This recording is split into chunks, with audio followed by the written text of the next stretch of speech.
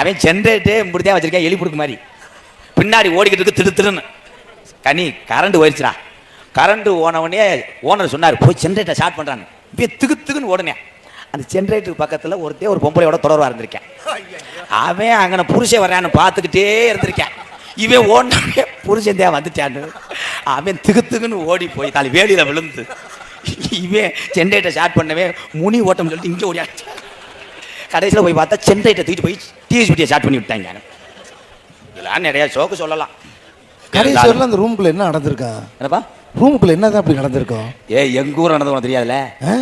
மாடியில் பொம்பளையோட தொடர்புக்கு மாடிக்கு போயிட்டேன். புருஷன் வந்துட்டேன். பொண்டாட்டி குதிக்க சொல்லிட்டான்.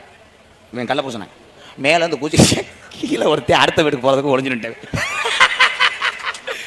அவன் புடதிலே விழுந்து 2 பேரும் என்னடா மொத்தா நீ தாண்டா உம்மான்னு அடிச்சுக்கிறதுக்காக 2 புருஷனை பிடிச்சிக்கிட்டு புலந்து எடுத்துட்டாங்க. மாதிரி தியேட்டரில் நடந்தது.